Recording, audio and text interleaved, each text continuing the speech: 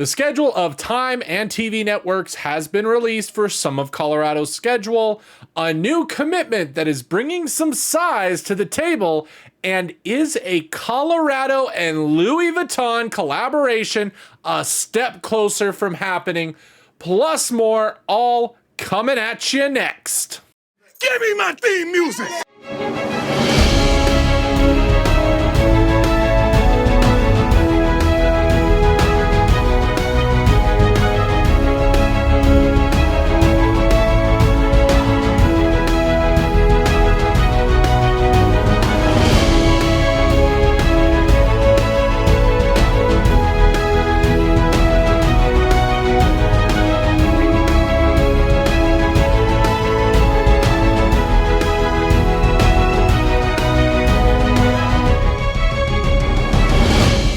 What's up, everyone, and welcome to Buffs News Weekly, your weekly recap of all University of Colorado football news. I am your host, Russ Dornish. We did it. I want to thank all of our subscribers and supporters. It is because of your support that this week we hit the 1,000 subscribers mark. I never in a million years thought I would get to this point, but you have turned a dream and a passion project into something that has actually gained traction. So for that, I thank all of you very much. With that said, make sure to like, comment, and still subscribe to continue showing that support so I can continue bringing you guys Colorado news. Now, let's jump right in. In an article written by Ross Dellinger of Yahoo Sports, it looks like the NCAA and its teams are looking for more ways to generate revenue in light of last week's settlement that will lead to shared revenue with schools and their athletes. Directly from the article, Dellinger says, within the NCAA's government structure, officials are seriously considering legislative changes to permit schools to display corporate logos on their football fields. While more debate is expected next month within the NCAA Playing Rules Oversight Committee, administrators expect a resolution that opens the door for on-field sponsorships and perhaps eventually corporate patches on players' jerseys. End quote. The rules for on-field logos are right now limited to companies who own stadium naming rights and have not allowed schools to sell out advertising space on the field. But obviously now schools will look to find ways to expand revenue through the possibility of on-field advertising and even potentially jersey ads.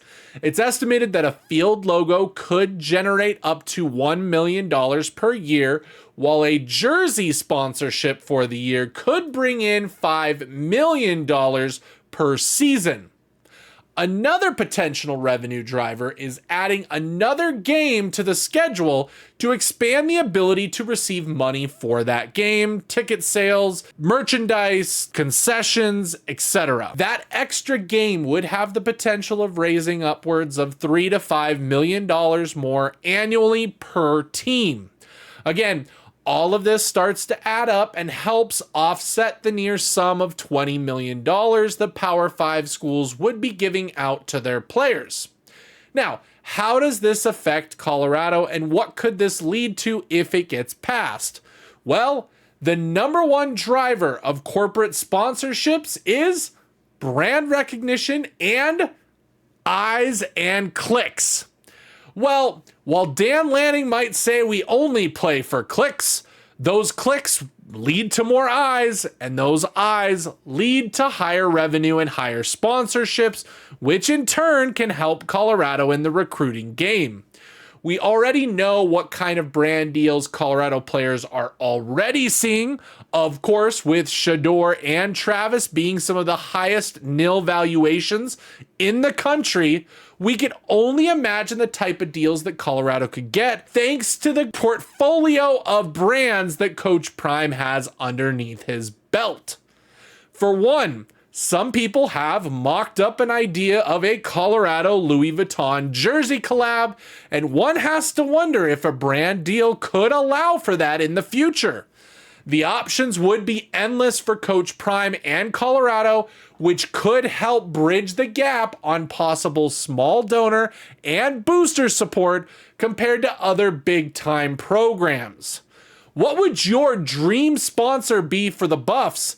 And how creative could you get in possible brand deals for the team? Let us know those thoughts and ideas down below in the comments, and I'll make sure to comment on them on our live stream upcoming this week.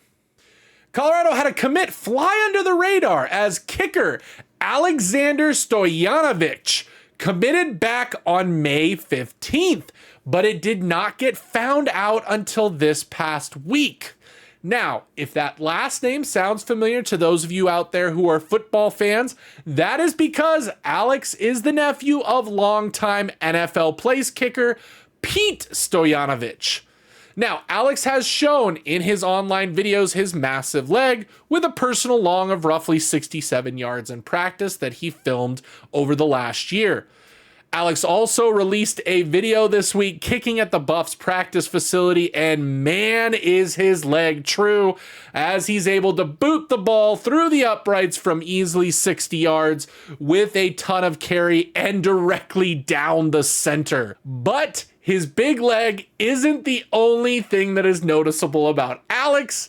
This past week, when newcomers were introducing themselves on Well Off and Reach the People, Alex made quite a splash with people noticing just how physically ripped he is for a young kicker.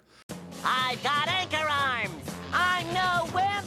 I'm a jerk. And I, for one, welcome Alex to Colorado and look forward to seeing what he can do in a Buffs uniform. Yesterday, some of the games in the Big 12 were given times and TV announcements. For Colorado, their Week 3 and then their final week of the season's games were announced. After Colorado already previously announced their first 2 games of the season, we now have 2 more to look at.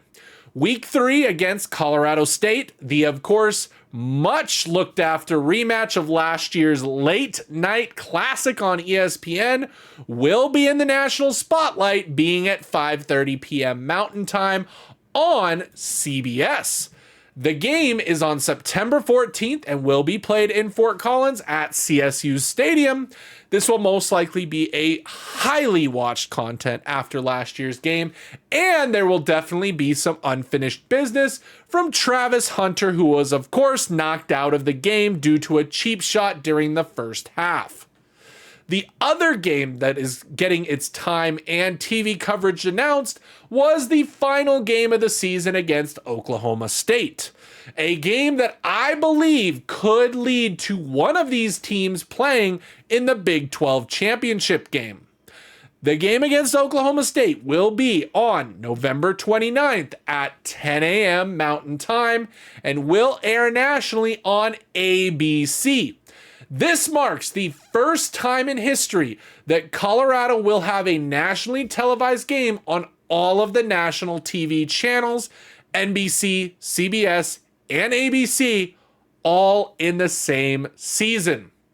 The Buffs will also start the season with 3 straight primetime nationally televised games, with North Dakota State at 6 p.m. Mountain on ESPN, Nebraska at 5:30 p.m. Mountain on NBC the following week, and then of course that Week 3 matchup against CSU, which will be on CBS at 5:30 p.m. Mountain.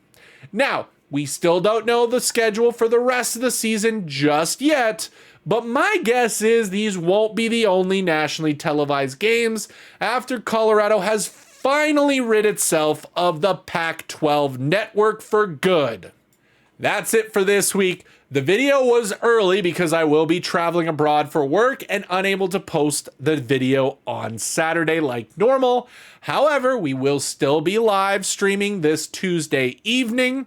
We will not have a news video next Saturday, but I will cover the news on that following Tuesday if you join me for my live stream. Then we will be back to our regular schedule, so make sure you are subscribed so you know when videos are uploaded or we go live. And of course, like and comment on this video and let me know what you thought and what you think about this week's news stories. For Buffs News Weekly, I'm Russ Dornish.